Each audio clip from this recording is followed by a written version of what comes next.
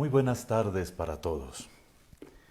Es un gusto muy grande poder volver a encontrarme con tantos de ustedes que nos siguen amablemente por las redes sociales y poder compartir la palabra de Dios y la enseñanza de la Iglesia de tal manera que juntos sintamos que estamos cumpliendo la voluntad del Señor, estamos creciendo en el conocimiento de sus misterios y por lo tanto también en su amor.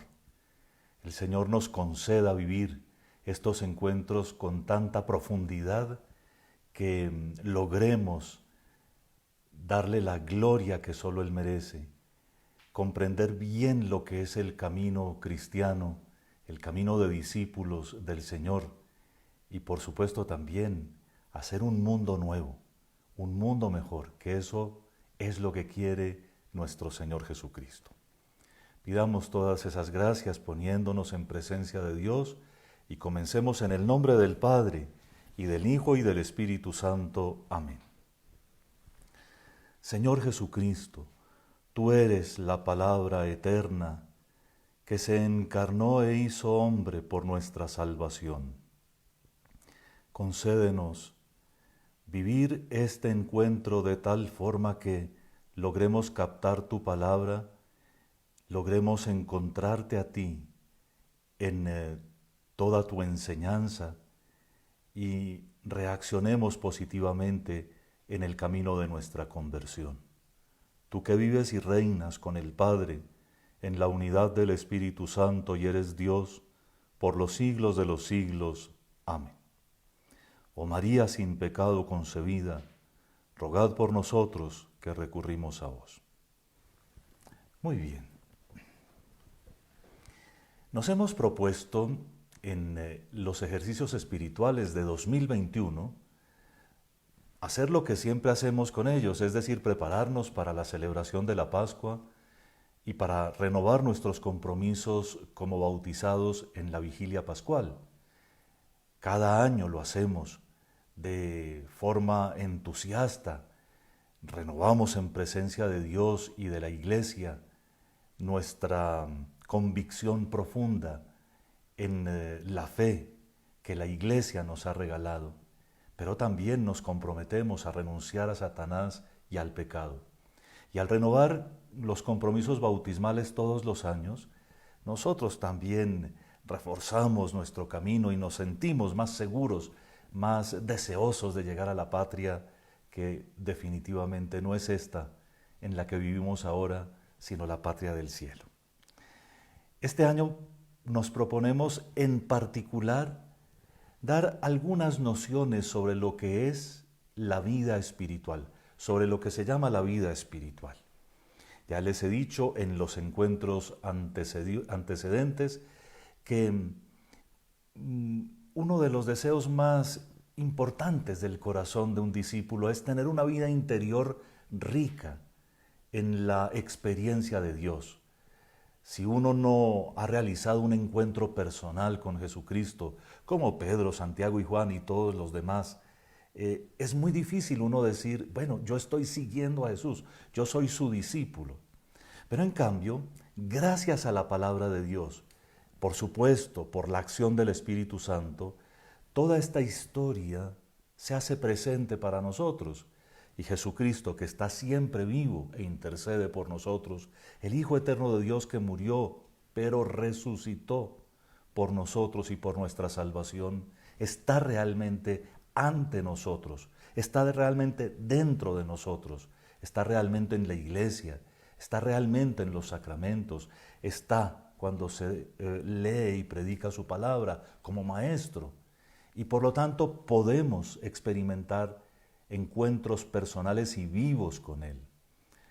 Solamente cuando hay un encuentro real, hay una vida espiritual, no solo real, sino activa, y con el adjetivo con que la he calificado en estos encuentros nuestros, una vida espiritual rica.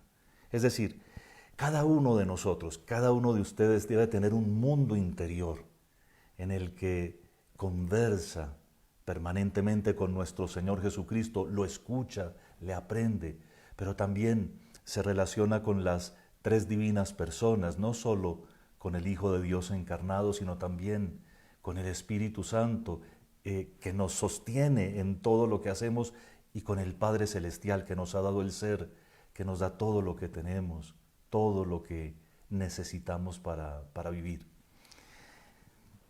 La riqueza de la vida espiritual depende de muchos factores, pero sobre todo depende de entrar por la verdadera puerta. Eso fue lo que dijimos en la primera jornada de estos ejercicios. Y la primera puerta es darnos cuenta de lo que somos. Somos criaturas y dependemos de Dios. Todo tiene su punto de partida allí.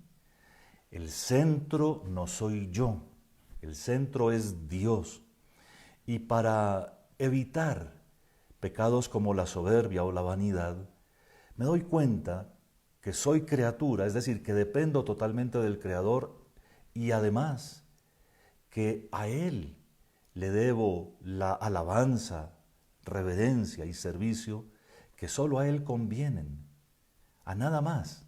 Todo lo demás se volvería ídolo si yo lo alabo, que es poco probable, pero si yo lo sirvo o le hago reverencia. Cuando establecimos ese punto de partida, el reconocimiento de lo que somos y del fin para el que fuimos creados, el ser humano ha sido hecho para alabar, ponerse a disposición de Dios nuestro Señor, porque en Él están todos los planes importantes, y servirlo, y mediante eso salvar nuestras almas. Y todas las demás cosas que existen en el mundo existen solo para que nosotros podamos cumplir con ese fin, para alabar, hacer reverencia y servir a Dios nuestro Señor, de tal manera que podemos usar todos los bienes del mundo, pero tanto cuanto sirvan para que alabemos, sirvamos y glorifiquemos a Dios nuestro Señor.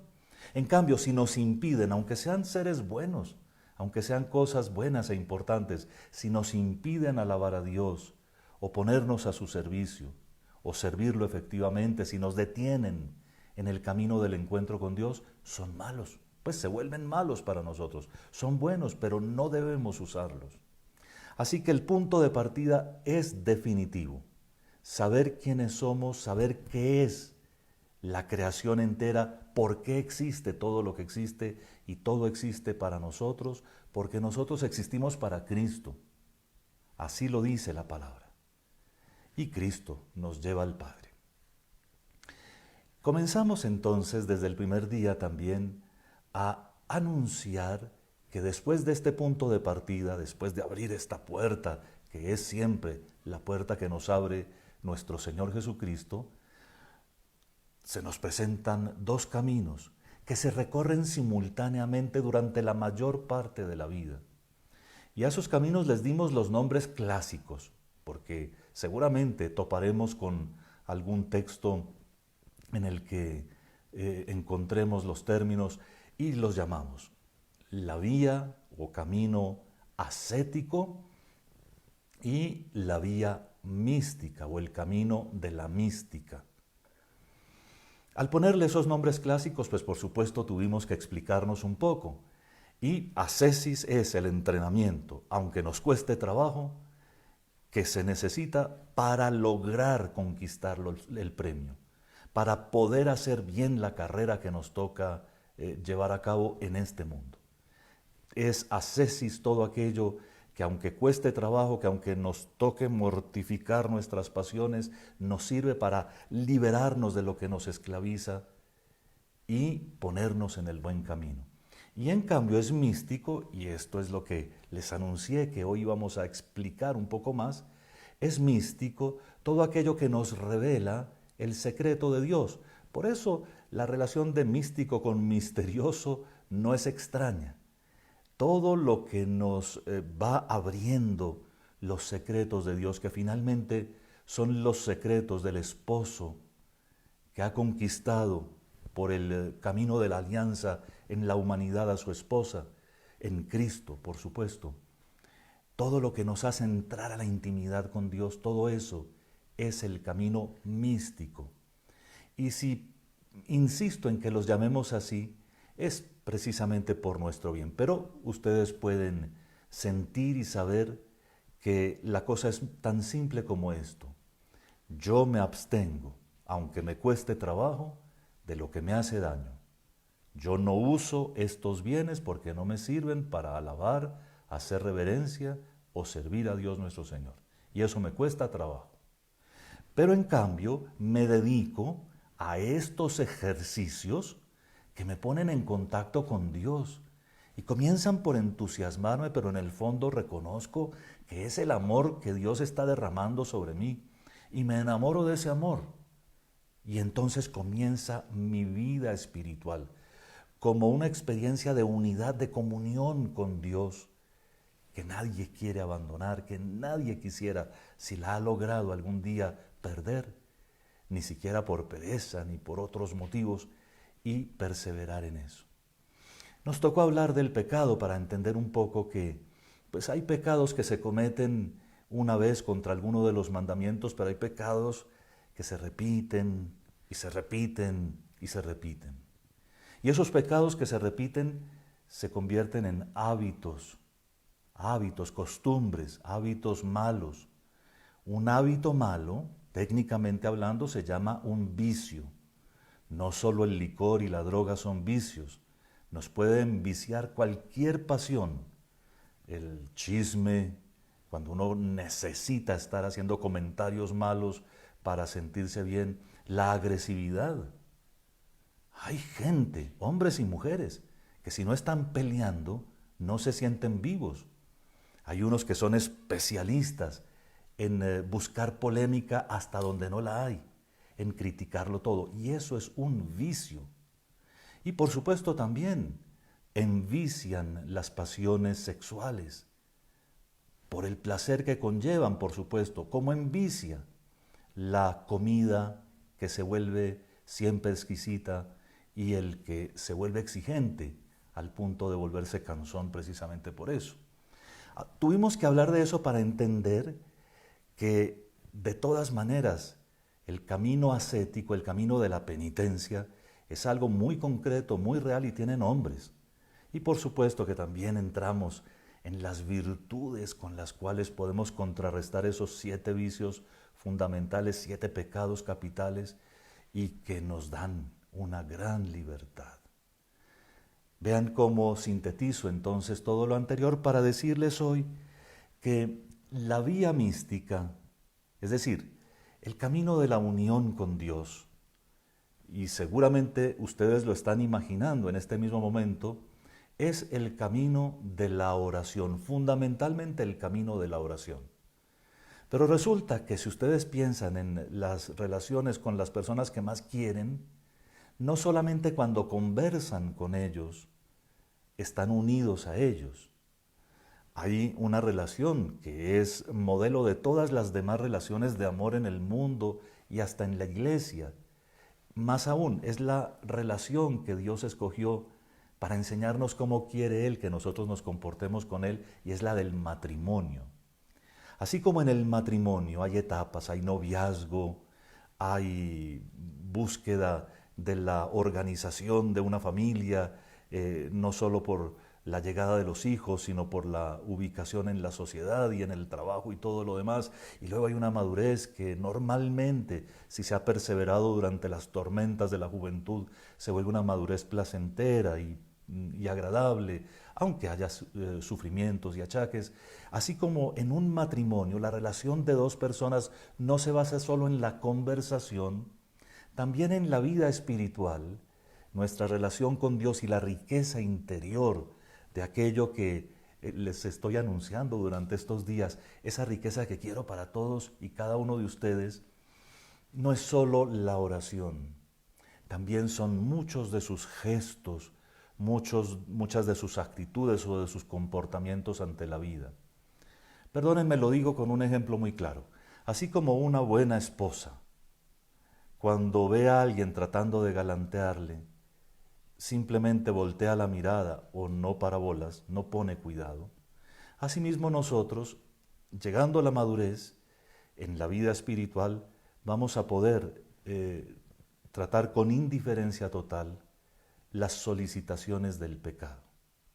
Así como un buen hombre, aunque en su trabajo tenga infinidad de ocasiones de mirada, de pensamiento o hasta de interacción con mujeres que no son su esposa, y prefiere entonces en esos momentos vivir muy objetivamente su relación con todos, sin dar pie para que alguien piense, este es demasiado atento, este siempre me saluda de beso, este siempre me tiene un abrazo, este me toca el hombro, este tal cosa y tal otra. Así como un buen hombre es capaz de hacer eso espontáneamente porque sabe que su relación fundamental es con su esposa, así un buen cristiano también, delante de Dios nuestro Señor, aunque no esté conversando con Él, sabe ponerle cara seria a ciertas tentaciones, porque el demonio a veces actúa seduciendo, y esa seducción es la que nosotros podemos ciertamente contrarrestar cuando nos portamos bien. Y eso también es vida espiritual. Los gestos, las actitudes que se van adquiriendo con la madurez en el camino de Dios. Y finalmente, esa sensación simple y sencilla de ser el uno para el otro. Así como en la pareja de los esposos, después de la intensidad del noviazgo y de pronto los ajustes de una cierta etapa de la vida, queda la sensación de que yo soy de ella y ella es mía. Asimismo, con Dios nuestro Señor, llega el punto en el que todo el día, todos los días, y me atrevo a decir que también en los sueños, siempre, siempre hay la sensación, mejor dicho, la conciencia yo soy de Dios y Dios es mío. Lo digo así en primera persona porque así lo dice San Pablo en la carta a los Corintios, primera carta, capítulo 6. Y lo dice tan radicalmente, hablando de la pureza sexual, que dice, el cuerpo de Cristo es para mí y yo soy para el cuerpo de Cristo. Nuestros cuerpos, el de Cristo y el mío, se pertenecen mutuamente.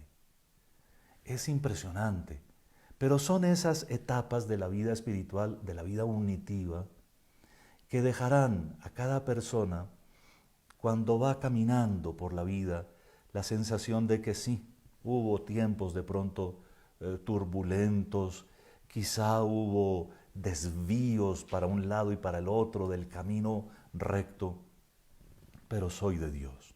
Dios ha tenido misericordia infinita y aquí estoy.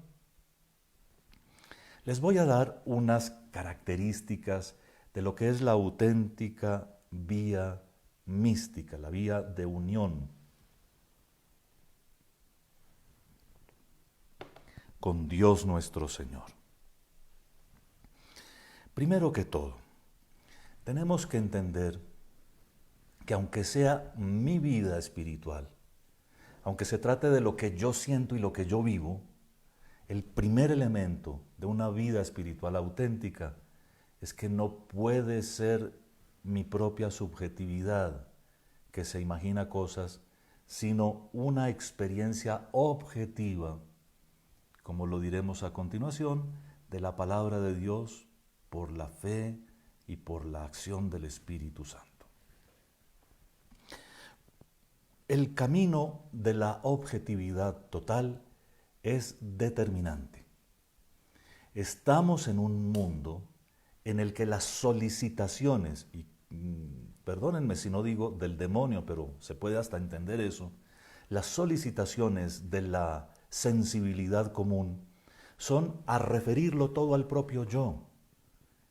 Y entonces la vida espiritual se vuelve a veces un remedo de vida espiritual en el que solo importan mis placeres, aunque sean espirituales, mis gustos, mis cosas y hasta mis imaginaciones. Nada de extraño encontrar uno de vez en cuando personas de esas que se sienten demasiado espirituales y lo exhiben, a las que supuestamente les habla Dios y les hace escribir cosas.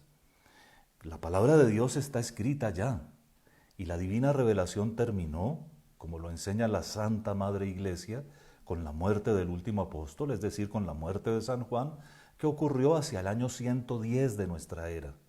Él era un muchacho cuando conoció a nuestro Señor Jesucristo, optó por vivir el celibato. Estaba tan joven que no había todavía incursionado en el mundo del amor de pareja, y vio que lo que Dios le había regalado en el encuentro con nuestro Señor Jesucristo era tan definitivo, además el modelo de Cristo, de la perfecta fecundidad de una vida entregada al servicio de la palabra, que se quedó célibe y permaneció así toda su vida. Además, cuenta la tradición que murió como de 100 años. De hecho, lo llamaban el anciano en la iglesia, el presbítero. Y él, él nos enseñó con mucho detalle muchas cosas de la vida espiritual. Cuando hablamos de mística objetiva, hablamos de una experiencia como la de él, que no rechaza para nada sentir algunas cosas, ¿no? Sentir amor, sentir dolor, pero que no es una exhibición de sentimientos.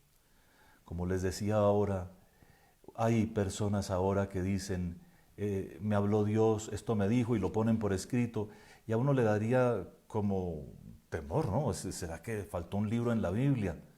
Porque le habló, es cierto. Y entonces, sí, claro, Dios nuestro Señor nos habla, pero no nos habla con esa calidad del que le habla a los exhibicionistas que andan por ahí mostrando todo lo que sienten y viven interiormente. Para que la vida espiritual sea profundamente objetiva, tiene que ser profundamente mariana. Por favor, apréndanse esto. Si uno quiere vivir una vida espiritual seria y sólida, paréscase a María. ¿Cuántas veces aparece María en el Evangelio? Ella deja que Cristo sea el protagonista. Ella no le arrebata el puesto. De tal manera que si uno quiere ser objetivo en la vida espiritual, sea como la Virgen. La virtud de la Santísima Virgen María es esa gracia para desaparecer. Entre otras cosas, una gracia para desaparecer que precisamente por eso el corazón católico la descubre, porque ella está allí, pero no se exhibe, no se muestra. Ser como María, discretos. De la vida espiritual no anda uno contando cosas. Si alguna vez hay que dar un testimonio, no se vuelve un testimonio profesional de cada 8 días el mismo testimonio a grupos distintos y que comienzan uno a pagarle por ir a dar el testimonio en ciertas actividades.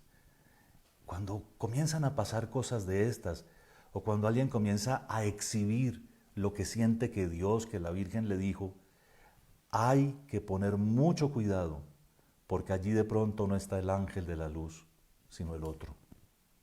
Mucho cuidado. Norma, para todo el que quiera tener una vida espiritual objetiva, bonita, como la de la Santísima Virgen, moldeada por la palabra de Dios y dedicada a Cristo Jesús el Señor, todo lo que pasa en el alma es del secreto de la confesión. Solamente al confesor le revela a uno lo que pasa por dentro, sea que está el alma en ebullición porque tiene grandes dolores, porque padece con Cristo muchas cosas, sea porque el alma está llena de dulzura, llena de luz, llena de paz y siente que quiere hasta llorar. Un discípulo de Jesús que vive profundamente unido a Él, trata de que al exterior no se note nada. Aunque se vea que es buena gente, eso pasa sin culpa. Pero trata de no exhibir, de no andar contando, a mí me pasó, yo hice, a mí me dijeron, yo oí, yo tal cosa. Sino cuando ocurre, porque ocurren cosas muy bonitas, se va solo al confesor. Y si el confesor dice, está muy bien, bueno, se clausura el asunto. Si el confesor dice, hay que poner por escrito, se pone por escrito. Si el confesor dice, haga tal cosa, se obedece al confesor. Pero por favor, ayuden a sus hermanos y hermanas en el mundo a no andar difundiendo con indiscreción lo que pasa en su alma, a no andar exhibiendo las gracias, porque terminamos volviéndonos de esos que invitan a la gente a los salones a echar demonios y a echar escupitajos. Terminamos volviéndonos de aquellos que imponen manos como si la imposición de manos fuera más que la recepción de la Eucaristía. A veces es escandaloso que las personas, en vez de comulgar y sentir que el cuerpo de Cristo toca todo su cuerpo, creen que la fe es irse por allá a un pueblo donde supuestamente hay alguien que cura, como si las manos de alguien en este mundo fueran más que el contacto preciosísimo de la Eucaristía, que es discretísimo, entre otras cosas, que no hace show, sino que queda allí. Y Dios nuestro Señor a todos nos escucha. ¿Que Él puede darle el don de curaciones a una persona? Ciertamente puede y ciertamente lo hace. Pero esa persona, si fuera discípula, claramente entregada al Señor, esa persona mantendría eso tan oculto como el Padre Pío trató de ocultar sus llagas. Mantendría eso tan oculto como las grandes santas de la tradición católica vivieron una vida de perfecta normalidad y luego descubrimos en sus libros el mundo interior que Dios les había concedido. Sin discreción no hay auténtica vida espiritual. Hay patologías. La discreción es fundamental en el momento, por ejemplo, que nos corresponde a nosotros, terrible, de juzgar la veracidad o no de los fenómenos místicos, para darle el nombre técnico, fenómenos místicos. En fin, pero pasan cosas, ¿no? Entonces, ¿cómo hacer que mi espiritualidad sea una espiritualidad como la que quiere nuestro Señor? Es decir, que mi vida interior sea una vida riquísima, sea una vida muy activa y que de verdad me haga feliz a mí y haga que yo viva tranquilo como una persona normal, como un profesional, como un trabajador, como un sacerdote, como un religioso, normal, como una esposa, como una religiosa, como una gerente, en fin, hombre o mujer. Primero, centrados en Cristo. No lo olviden, no hay vida espiritual si mi amigo del alma no se llama Jesús, o como lo llaman en las películas, Jesús de Nazaret, nuestro Señor Jesucristo. ¿Y cómo es mi amigo? Como lo presenta la palabra de Dios, no como me lo imagino, no como lo presentaron en la última película, sino como lo refiere, como lo relata el Evangelio y el resto de la Biblia, porque toda habla de Cristo. Una de las enseñanzas más bellas de la Iglesia Católica es esa. Toda la Biblia habla de Cristo. El Antiguo Testamento lo preparó y el Nuevo Testamento explica su misterio, expone su misterio. Entonces, primer elemento, centrados en Cristo. Es decir, con Él tratamos, con Él nos encontramos, a Él lo buscamos y lo buscamos donde se le encuentra, en la lectura y la meditación de la palabra, en la escucha de la predicación de la iglesia, por supuesto, de pastores válidamente ordenados, obispos en comunión con el Santo Padre como este servidor, no obispos autodenominados o de otra iglesia. Los respetamos profundamente. Yo no hago ni digo nada en contra de nadie, pero para ustedes, católicos, el camino es definitivo. Predicación de la iglesia.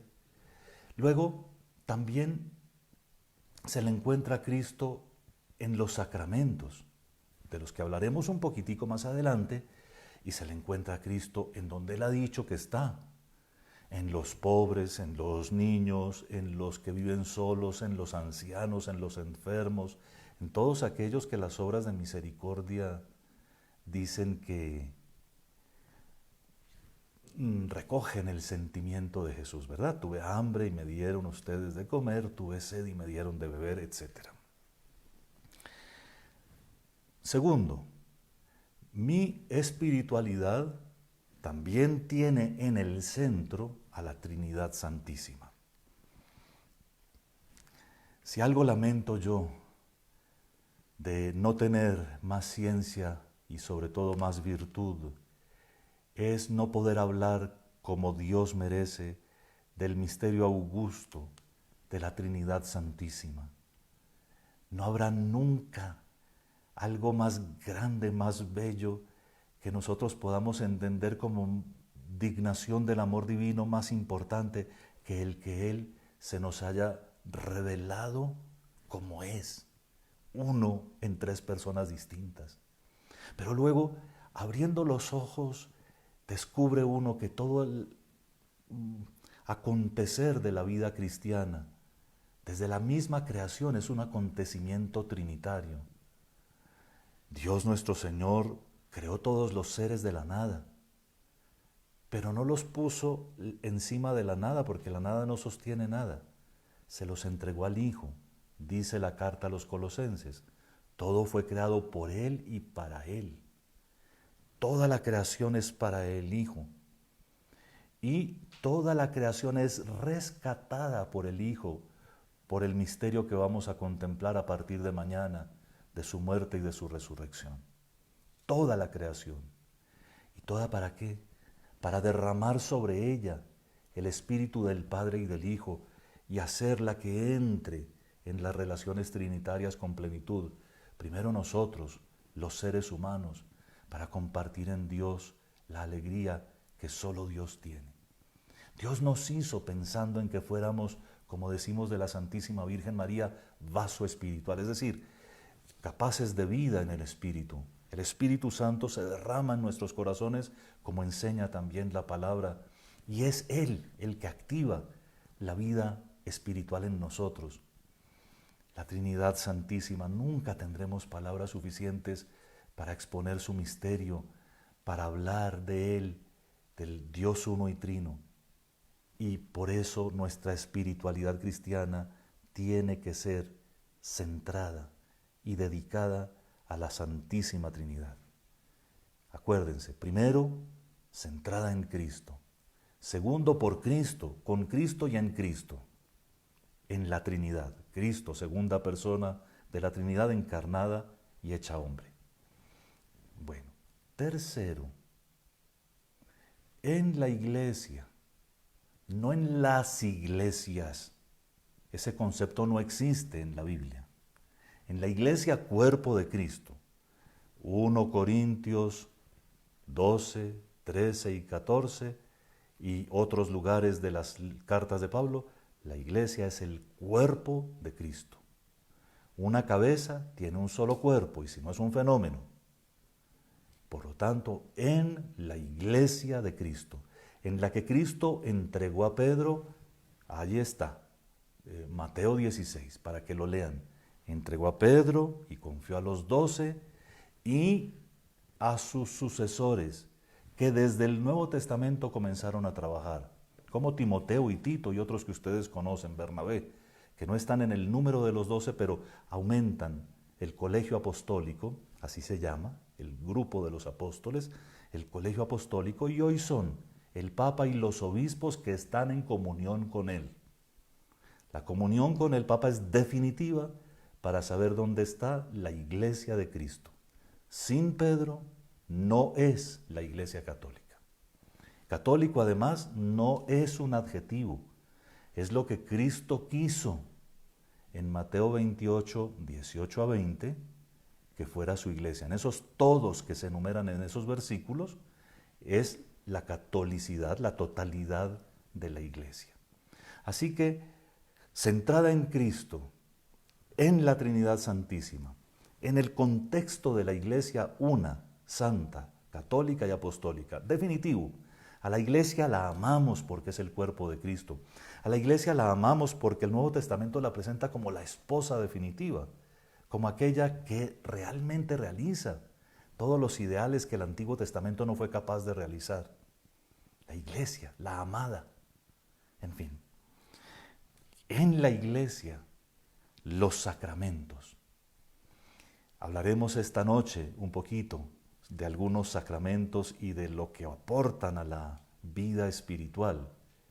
Espero que nos acompañen para esa reflexión, pero mientras tanto quiero decirles que nuestro Señor Jesucristo hubiera podido decir muchas otras cosas que ahora se inventan. Ahora la gente se inventa ceremonias raras, con gritos, con brincos, con aplausos, se paran en las bancas, meten músicas estridentes, hacen gesticulación, blanquean los ojos, en fin, tantas cosas. Todo eso lo hubiera podido decir nuestro Señor Jesucristo. Cuando se reúnan para rendir culto al Padre, hagan estas cosas. Pero no, Él dijo en la última cena, en ese ambiente sereno y discreto, hagan esto en conmemoración mía. Y en el texto que ya les mencioné, de Mateo 28, 18 y siguientes, dice, bauticen a todos, católicos, a todos, en el nombre del Padre y del Hijo y del Espíritu Santo. Pero también en un texto que leeremos esta noche, les dice a los apóstoles que perdonen los pecados. Él hubiera dicho, díganle a todos que vengan aquí, o a que se paren en una esquina y digan, perdóname Señor, perdóname, y con eso quedan perdonados, pero no lo hizo. Lo hizo de una manera tan claramente prolongación de la encarnación, que en un texto que no les anticipo todavía, que esta noche leeremos, fue a hombres como nosotros perdonar los pecados. En fin, en los sacramentos Él se hace presente. En los sacramentos Jesús se hace realmente presente. Y por eso los sacramentos tienen que ser parte de nuestra vida cristiana. Uno no puede decir que tiene una vida cristiana auténtica si no se confiesa con cierta frecuencia. De eso hablaremos esta noche. Pero uno no puede decir que tiene una vida cristiana auténtica si despreció el matrimonio y vive por ahí como se le ocurre, y pudiendo buscar el sacramento del matrimonio no lo busca por pereza, por descuido y sobre todo por mentiras, que es muy caro. Entonces, uno no puede justificarse echándole culpas a los demás. Uno no puede decir que uno tiene una vida espiritual intensa si no la alimenta con la Eucaristía, no con comuniones espirituales que son importantísimas, valiosísimas y que la Iglesia recomienda. Pero el cuerpo de Cristo es para nuestro cuerpo, como dice el texto que ya les cité en el día de hoy. La frecuencia de los sacramentos, la vida sacramental es definitiva. Y en todo, algunos elementos que atraviesan toda la vida espiritual son, por ejemplo, la gracia, que ustedes saben que viene de la fe. Es decir, cuando yo creo no me arriesgo como a que exista o no exista algo, al contrario. Cuando yo creo estoy tan seguro que me pueden arrancar la cabeza, pero no dejo de creer. Entonces, cuando yo creo, me relaciono con el Señor. Entonces, la fe necesariamente se vuelve oración, se vuelve compañía de Dios. Pero además la fe llama a iluminarse con la palabra de Dios. La fe necesita la iluminación de la palabra de Dios y, por supuesto, de la referencia a la fe de la Iglesia, porque no hay otra. El testimonio de la Biblia es que es la fe de la Iglesia, no la del que se le vaya ocurriendo interpretarla. Por eso, desde Pedro hasta hoy, cuando hay una dificultad de comprensión en la palabra de Dios, es a Pedro al que le toca. A Pedro es al que le toca resolver la dificultad. Y la gracia, vivir en gracia de Dios. No hay vida espiritual auténtica si uno está cultivando formas de vivir que no se parecen a la gracia divina. Les anuncio que en unos 5 minutos terminaré y si tienen alguna pregunta para hacerme llegar, las personas que nos colaboran están listas para transmitírmela, así que pueden ir pensando. Pero voy a concluir, porque frente a toda esta belleza, espero, con la ayuda de Dios, ser capaz de transmitirles la belleza de estar con Cristo, centrados en la Trinidad, viviendo de su misterio, unidos a la Iglesia, y en la Iglesia, por supuesto, a María y a los santos que nos acompañan, viviendo de la fe, celebrando los sacramentos. Ojalá pudiera transmitirles a ustedes la grandeza de esto. Por cualquiera de estos misterios se puede dar la vida, porque son más que nosotros y hacen que nuestra vida tenga sentido, hacen que la unión con Dios no sea un etéreo, sino una realidad. Pero frente a esto hay peligros. Y para terminar quiero anunciarles eso, ¿no? El primer peligro en todo esto es el más grosero de todos. Y es que haya gente que utilice la credulidad de otros para exhibir falsas espiritualidades y para obtener beneficios.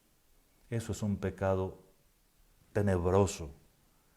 Cuando uno dice, es que aquí yo soy el que hablo con Dios o con la Virgen o con los santos y ustedes vengan y páguenme viajes y háganme estas cosas porque Jesús manda, porque la Virgen manda.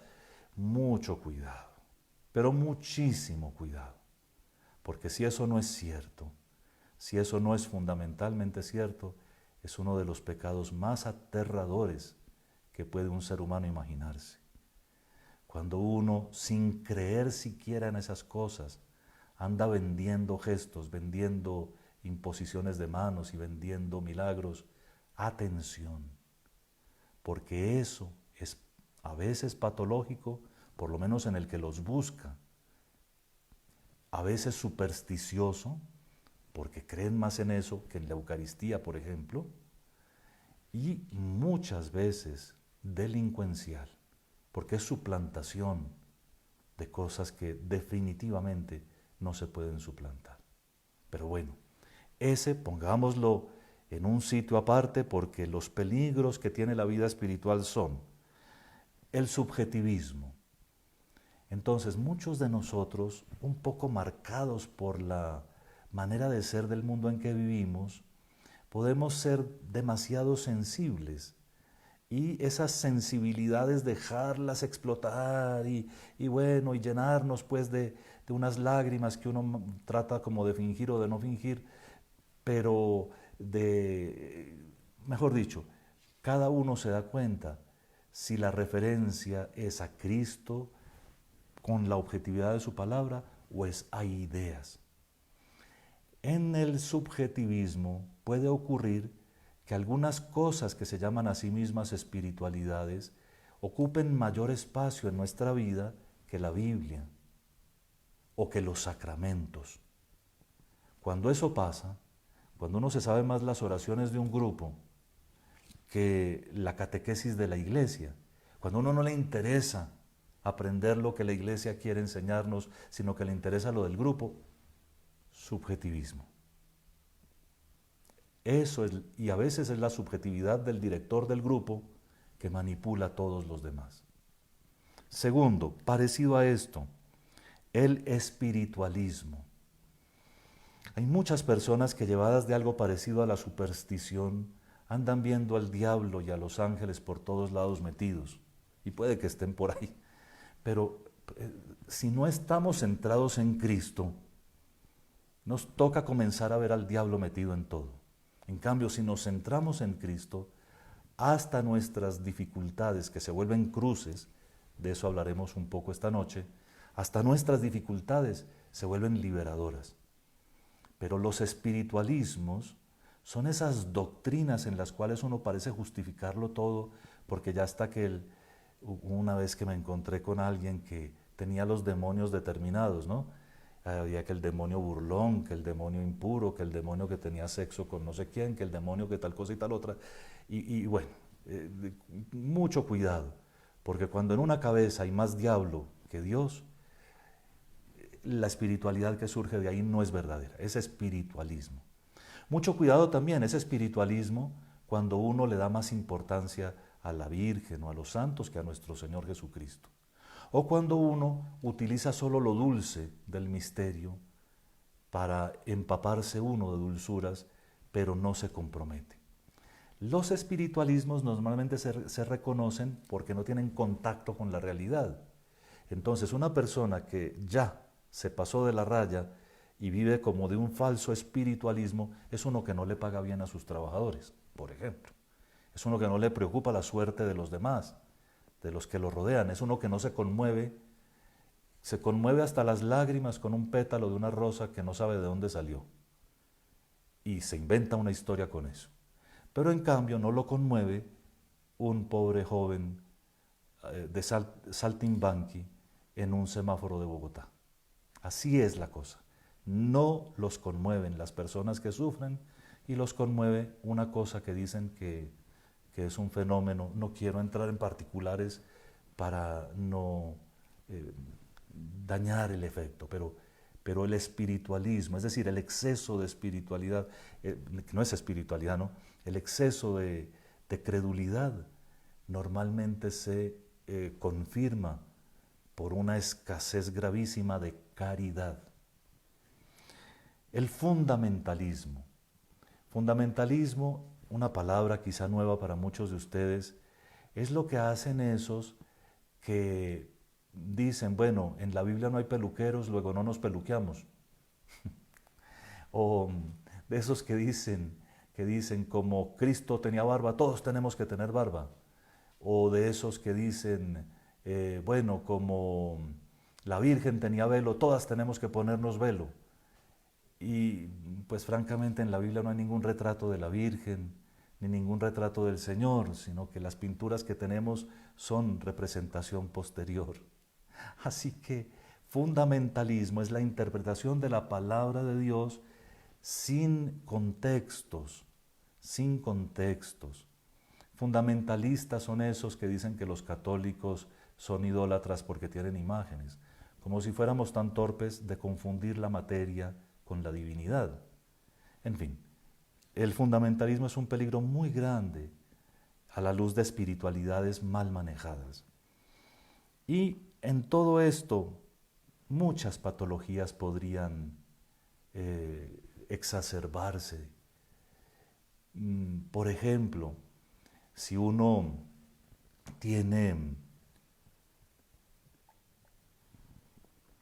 una experiencia de conversión profunda y resulta con normal deseo de que todos en su casa, de que todos en el ambiente de trabajo o en el ambiente de estudio se conviertan al Señor.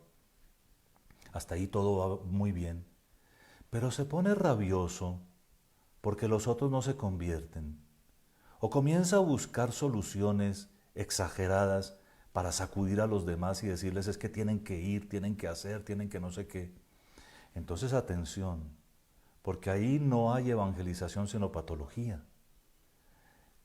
Nuestro Señor Jesucristo, vean lo que pasó en el Evangelio de hoy con Judas, ni siquiera entre los más íntimos logró el 100%. Así que nosotros no podemos pretender más. Más la paciencia, más el ofrecimiento, más la oración por las personas que nos rodean y que amamos. Y sobre todo la simpatía apostólica que no molesta a los demás, que no se vuelve recalcitrante, que no se vuelve manipuladora ni quiere obligar a todos a sentir o a pensar lo mismo. A veces la mejor espiritualidad es la que se vive en la normalidad y como les dije hace un rato, hacia afuera todo parece normal, aunque por dentro todo sea extraordinario. Bien, con eso termino mi exposición de hoy. Es apenas un brochazo sobre la parte positiva de la espiritualidad. No olviden el centro en Cristo, la Santísima Trinidad, la Iglesia, en la Iglesia María y los santos, los sacramentos, la palabra de Dios. No olviden eso. Cuando hay eso, hay objetividad, hay un camino verdadero en el mundo interior que se despliega delante de Dios nuestro Señor. Y todo eso manejado con tanta discreción que el único testigo de lo que pasa sea el buen confesor, que nadie se dé cuenta, sino que usted hacia afuera trata de ser caritativo, trata de ser alegre, trata de ser perseverante, aunque tenga que hacer pequeños sacrificios, y trata, en la medida de lo posible, de que la gente no lo note. Vamos a ver si tenemos para hoy alguna pregunta, y con mucho gusto tratamos de ofrecer alguna respuesta. Yo, mientras tanto, quisiera pedirles el favor, no más, se los digo por curiosidad, pero me gustaría conocer un poquitín a mis interlocutores. Así que ayer tuvimos la dicha de saber que, además de alguna persona de Chile que nos ha seguido desde el principio, se unió alguien del Ecuador. Me gustaría mucho, si así como hacen algunos grupos, ustedes nos pueden decir, ahí nomás en el comentario, estoy escuchándolo en tal parte, o estoy siguiendo los ejercicios espirituales en tal lugar, pertenezco a tal parroquia, de tal ciudad. Por favor, si pueden, si no es molestia. Muy bien, aquí me preguntan, vamos a ver, ¿qué es la apologética en la iglesia? La apologética es una manera de predicar para encontrar defensas, para encontrar argumentos, para contrarrestar las ideas que lesionan la fe en su pureza más grande. Por ejemplo, cuando yo quiero reforzar la fe sobre la virginidad de María, hay unos argumentos que son bíblicos, que son fáciles de encontrar en Mateo 1, 24, 25, en Lucas del capítulo 2 y tal vez en algún otro lugar.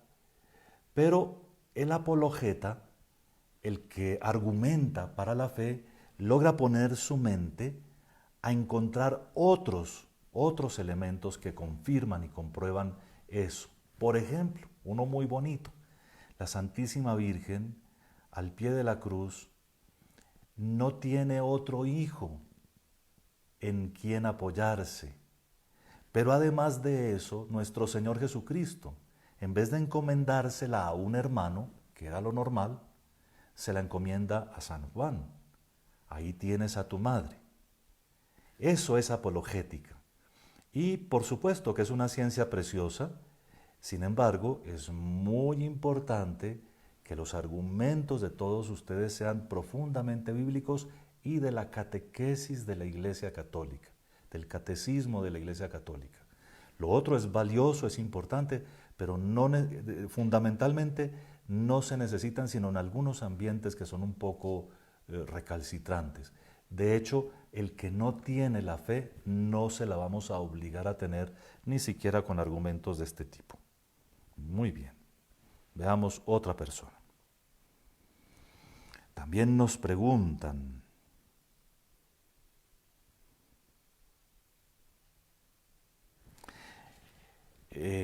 bueno, aquí hay algo que de pronto es bueno que repasen con la grabación que queda en YouTube. En el canal de YouTube que se llama, o canal no creo que se llama, sino en el espacio de YouTube que tiene EDAP Facatativá. EDAP es la sigla por Equipo Diocesano de Animación Pastoral, EDAP Facatativá. Pueden encontrar esta misma intervención grabada dentro de un rato. Así que los remito allá, porque yo no dije que las revelaciones no deben ser escritas y publicadas. Lo que dije es que, porque me preguntan eso, lo que nos puede aclarar lo que nos dijo de las revelaciones no deben ser escritas ni publicadas, entonces, ¿cómo discernir si un escrito espiritual debe ser acogido en nuestras vidas? La pregunta es valiosísima, pero atención que yo no dije que no deben ser escritas ni publicadas. Dije que si de pronto el confesor nos manda a escribir, hay que escribir. Así, eso fue la expresión precisa. Pero como es un punto delicado, con mucho gusto amplío un poquito la respuesta. Revelaciones privadas, ninguno de nosotros debe andar buscando. Lo que nosotros tenemos que buscar es la unión con Dios. Eso es el propósito de la vida espiritual. Si nuestro Señor tiene a bien habitar en nosotros como lo prometió y como creemos, entonces nosotros entramos en una relación con Él que es uno y trino, por Jesucristo, que es siempre la puerta, Cristo en el centro, el Padre y el Hijo y el Espíritu Santo en el mundo en el que entramos, el misterio en el que nos zambullimos y por supuesto la enseñanza de la Iglesia en la que encontramos la objetividad de lo que ocurre, la gracia, los sacramentos. Nuestra espiritualidad está centrada en eso. En la oración, a una persona entre 1.000.000 quizá, o no sabemos, no hay estadísticas y no habrá nunca, a algunas personas les ocurre tener experiencias que por no haber otra expresión se llaman revelaciones privadas. Y realmente no tienen la consistencia de la divina revelación porque no son el libro número 74 de la Biblia, como ustedes lo pueden entender muy fácilmente, pero esas experiencias, primero que todo, se consultan con el confesor. Si uno comienza a escribir para difundir lo que vivió, está cometiendo quizá un descuido muy grande, no sé, por vanagloria, por algún otro motivo que no es verdaderamente santo. Entonces, ¿cómo discernir si un escrito espiritual no sirve? Pues cuando un santo es canonizado. Precisamente canonizar quiere decir proponer al culto o a la familiaridad de la Iglesia para que lo escuchen, para que su enseñanza sea convalidada, digamos, por todos, en fin.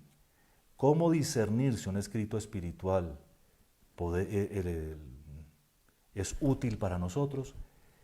Que sea un santo, primero que todo, un santo canonizado por la Iglesia. O, atención, que tenga licencias de un obispo conocido. A veces le ponen a unas novenitas de esas que tratan de vender por la calle que con licencias de Bartolomé VIII. Eso no sirve para nada. Pero en cambio, si tienen licencias de un obispo conocido, eso se llama el permiso. Nadie tiene, ni siquiera los sacerdotes, nadie en la Iglesia tiene permiso de publicar sin licencias de su obispo o sin licencias de la Iglesia.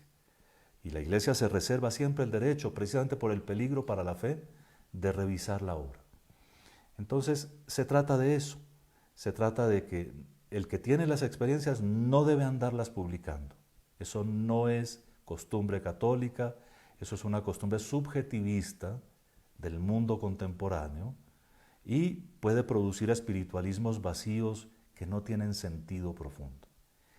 Y para nosotros, pues hay una tradición espiritual tan bonita en lengua española, y como clásicos de la lengua española están San Ignacio de Loyola, Santa Teresa de Ávila o Teresa de Jesús, San Juan de la Cruz. En tradición francesa, Santa Isabel de la Trinidad, Santa Teresita del Niño Jesús. En fin, hay tantos santos de sólida doctrina que primero dediquémonos a eso, sino a ciertas modernidades que no pueden responder por todo. Muy importante la pregunta, entre otras cosas, porque aclara a todos muchas cosas. Cuando les llegue un librito de espiritualidad, aunque sea, cierto, como de un predicador por ahí, si no ven que tiene, a veces dice en latín, imprimatur, y la firma del obispo. Imprimatur quiere decir imprímase, imprimatur. O a veces tiene con licencias eclesiásticas. Si no tiene eso, yo aconsejaría no leerlo, porque hay tanto que leer, tanto tan válido, que no vale la pena. Muy bien. Y la última. Algunas personas hablan de misas de sanación y liberación y tratan de presentarlas como misas más importantes respecto a otras. En este caso, ¿qué se debe decir? Pues que en el misal romano no hay misas de sanación. Un sacerdote serio, un sacerdote católico que pasó por su seminario con seriedad, sabe que en el misal, que es el único libro válido para celebrar la Eucaristía, No hay ningún capítulo y no hay ningún formulario, así se llaman, de misas de sanación. Luego, no existen. O mejor dicho, todas las misas son de sanación. Pero ustedes se han dado cuenta que la palabra sanación es una palabra importada de otras religiones cristianas modernas. Nosotros los católicos toda la vida habíamos creído en las curaciones milagrosas. De hecho, por ejemplo, el prodigio eh, mm, de la Virgen de Lourdes en Francia es que desde el principio, desde la aparición hasta hoy, los milagros han sido certificados por médicos muy serios. Entonces, nosotros creemos en los milagros de curación. Lo que no creemos es que Dios nos haya mandado a exhibir las curaciones. Dios obra, Dios sigue trabajando. Y algunos entonces hablan de, es que es una curación, una sanación interior. ¿Y por qué no se confiesan? Si es que eso ya está previsto. No se necesita una misa de liberación, se necesita una buena confesión, sin cosas raras, sin gestos, sin actos misteriosos, no, una buena confesión en la que se cumpla con lo que la Iglesia manda. No existen, pues, o sea, primero que todo, sepan ustedes todos y sobre todo mis feligreses, a quienes amo profundamente y por quienes doy mi vida todos los días. No existen en el misal romano misas que se llamen misas de sanación o de liberación. Ni hay ejercicios en la Iglesia Católica que se llamen así. Tengan mucho cuidado con eso. Y si uno quiere un contacto que sana, un contacto que es curativo realmente, entonces, primero que todo, vivir en gracia de Dios, vivir confesados. Y en segundo lugar, ir a la comunión eucarística. Cuando yo recibo el cuerpo de Cristo, es todo Cristo que toca todo mi ser. Si Él quiere, si es para la gloria de Dios, me va a curar. Se los garantizo, se los aseguro. Y si hay una enfermedad delicada que nos puede poner en peligro de muerte, está el sacramento de la unción de los enfermos. Y todos los sacerdotes hemos visto prodigios con el sacramento de la unción de los enfermos, que no es para los aliviados, ni para los que se sienten enfermos del alma, es para enfermedades físicas que pudieran volverse graves, que pudieran ponernos en peligro de muerte. Más no hay. Tengan mucho cuidado con eso y vivan una vida muy normal, porque dentro de esa normalidad es donde nuestro Señor está actuando. Y por supuesto, normalidad quiere decir entregados a Cristo con todo el corazón y con toda el alma, a la Trinidad Santísima, viviendo los sacramentos, viviendo la fe de la Iglesia. Tenía algo más así para comentar sobre este último tema porque desafortunadamente es demasiado presente en algunos contextos. Hay que saber que de pronto muchas personas que ofrecen desde ciertos grupos esa clase de cosas no lo hacen con malicia, sino que tal vez nunca han oído estas cosas, nunca se han preocupado por conocer la catequesis de la Iglesia, siempre están buscando cosas. ¿Se acuerdan de el conflicto de Jesús con los fariseos y luego de los apóstoles? Es que ustedes lo que quieren son signos. Ustedes quieren signos y no se les va a dar más signo que la señal de Él, del Hijo de Dios encarnado, muerto en la cruz.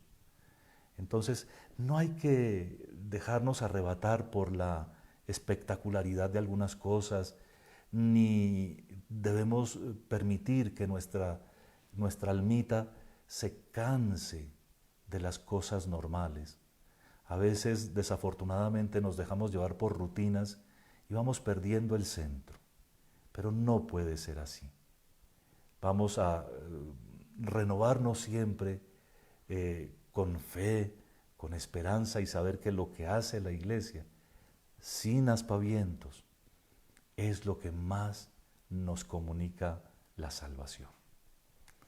Les agradezco muchísimo su atención. A las 6 de la tarde los espero, si quieren, a otro ejercicio espiritual distinto para que recemos juntos el Santo Rosario, y a las 7 en punto tendremos la última de las conferencias de estos ejercicios espirituales. Mientras tanto, con mucho afecto a todos los bendigo, en el nombre del Padre y del Hijo y del Espíritu Santo.